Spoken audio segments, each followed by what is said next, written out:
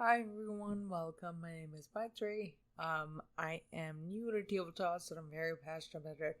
Play a lot of different games, a lot of different systems with different GMs, different players, and I am learning a lot. I'm learning how to be a better GM, a better player, and a better person.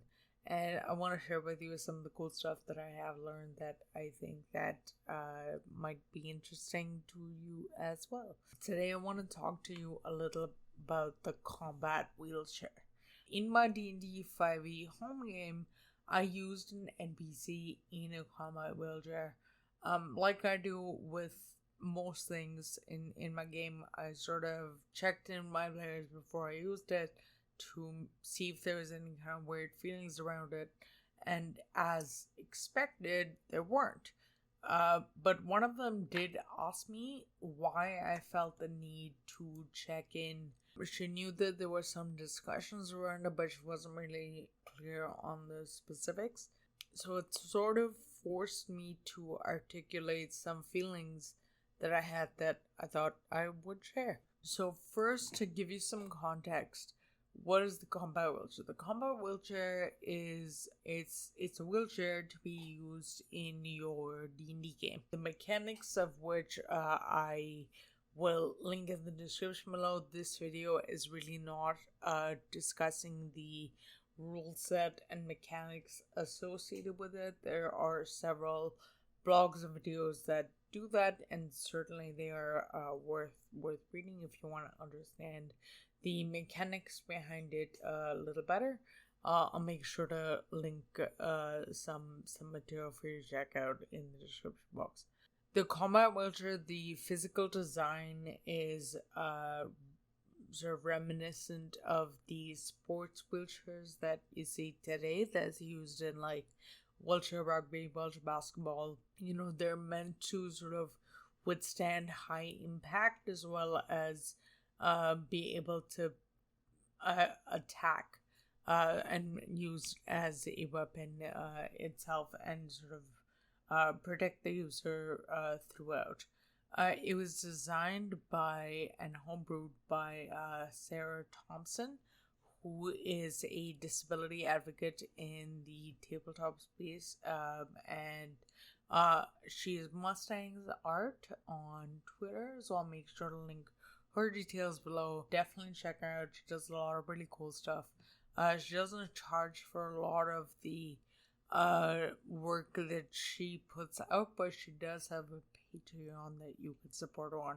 She also works as a sensitivity reader, so certainly if that's something that you or somebody else might be benefited from, Sarah does a lot of work in that space. So anyway, going back to the combat wheelchair, my perspective is from someone who has a pretty serious degenerative condition with increasing physical limitations, who experiences othering in a lot of different ways. If that's not your experience, obviously you will perceive things differently, and that's fine. I don't expect you to accept everything I say, but I will ask for an acknowledgement that like this is my truth.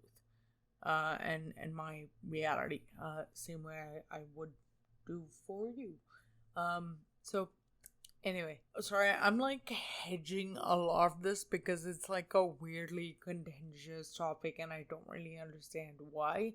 So I'm trying to approach it with sensitivity, but anyway, yeah, people have a lot of different issues with the combat wheelchair. I don't agree with most of them, so let's go through some of them. The first one is, in a world where restoration and greater healing exists, why couldn't you just get your disability fixed? This is the only one I like sort of agree with, I guess, but it kind of comes down to the availability of those spells.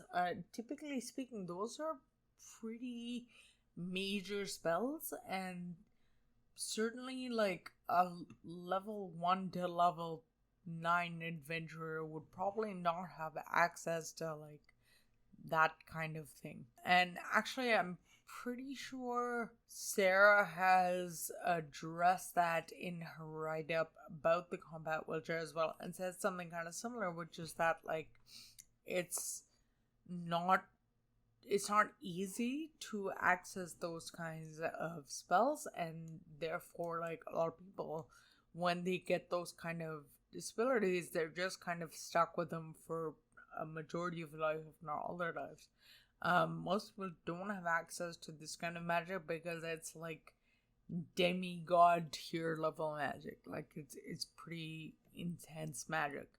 Unless of course you are in a high magic world, and maybe it doesn't matter. But I don't think Dean necessarily does like high magic worlds. Number 2, wheelchair users should not be able to move through the world the same way that able-bodied people can, and the combat wheelchair basically removes all impediment.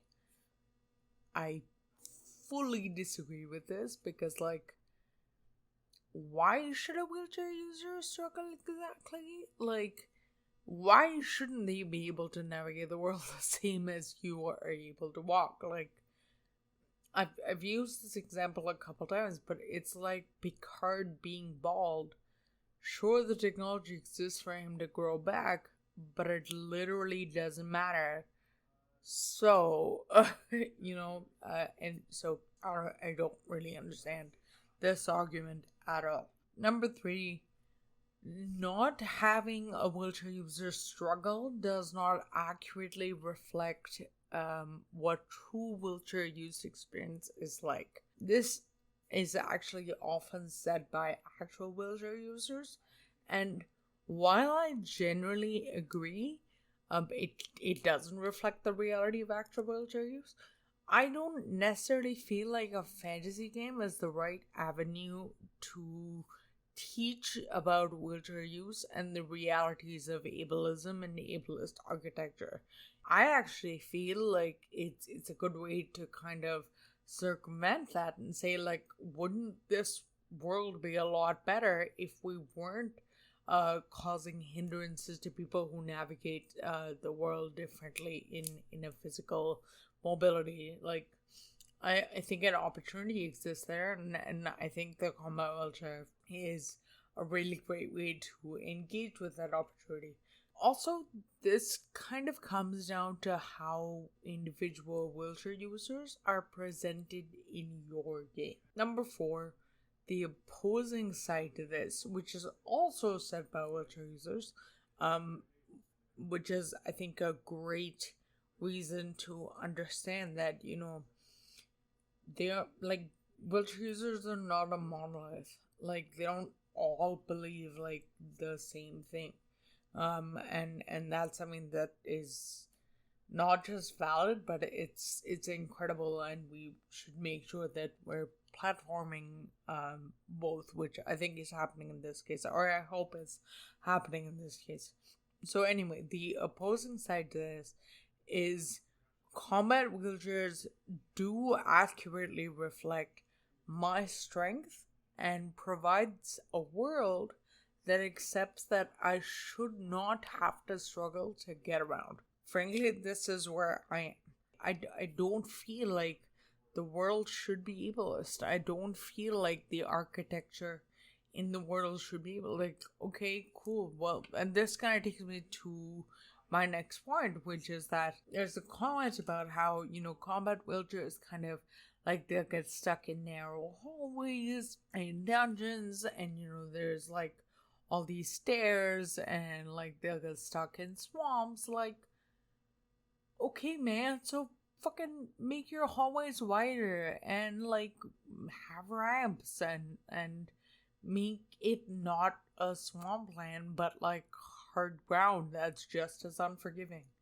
This comes down to the sportsmanship of the GM, and it's a disingenuous way to basically be like, oh, wheelchair users should struggle. And like, if you make things hard for a combat wheelchair user, they're going to be hard for the combat vultures, same as literally every other player. If you have a player who's playing like a halfling or gnome, or like a shorter race of characters, and if like nothing in the world is it's like the scene in like Lord of the Rings where like the hobbits go to like a human bar, and like the bar is like 2.5 feet above their head, and I was like, oh, it comes in pints. Like that whole scene, it's very cute and whatever else. But like, imagine if they lived exclusively in a world where everything was made for people who are 6 feet and above, and you and a group of people like you exist as 3 feet and under. Like, it's a challenging world to live in, and it's challenging because like it's been made challenging by the people who are like imagining it. So again, like, this comes down to the sportsmanship of the GM and how challenging they want to make the world for specific players who have specific characteristics. If your halfling can go up to like a bar in a normal town and just order a drink without it being like a huge thing, there's really no reason that your hallway shouldn't be a little bit fucking wider in dungeons for a combat vulture to go through. Like, it's an absurd argument.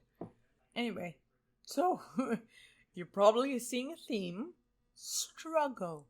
And like, that's the biggest thing. Why does struggle have to be a part of a physically different character in a fantasy game? Or even real life, you know what I mean? But that's obviously like a very different discussion. But anyway, that is my take. Like I said, I don't expect everyone to agree with me. I don't expect even like a lot of disabled folks to agree with me. But I don't know that I'm gonna say like, oh, it's fine, because honestly, like, you shouldn't be fine with inaccessibility. You shouldn't be fine with inequity. And it should not be such a deeply ingrained and accepted part of your reality that you can't even play a game of pretend where people can literally fly, where you can't even suspend your disbelief long enough to fathom a world where wheelchair users can get around without impediment. The reality is very, very different. Like, there are places that I physically cannot enter because of my mobility restrictions. But that's reality. Wheelchair users or any disabled or differently able-bodied bodies should have the same level of access in your make-believe game as well as in reality as non-disabled folks. I don't feel like that's a particularly hot take, but that is why I feel the way I do about the combat builder. And like, the NPC that I ended up making is like this super badass, and she has this combat vulture, and she has this like, and she is basically like almost like a Nepalese Sherpa who helps people sort of like climb Mount Everest, except she doesn't help people go through mountains. She helps people kind of go through these really dense arcane forests, and she has this like mean ass hook on the back that she uses to like hook onto a branch and like swing herself over, like if there's a big like knot of roots that she can't just like hack her way through. So she's super cool, and I'm kind of in love with her to be honest. Anyway, so that's all I have, but like I said, check the description box for a lot of details about the combat wheelchair, and even if your players end up not using the rule set, it's a really cool one for like an action-y NPC to have, like someone who needs to be able to kind of move around a lot. It's a really cool way to have a little bit of extra nuance in your world. So I encourage you to at least have an NPC that is using the combat wheelchair. Like I said, I will link all the details in the description box below for you to check out. Otherwise, thank you so much for watching. I'll see you next time. Bye.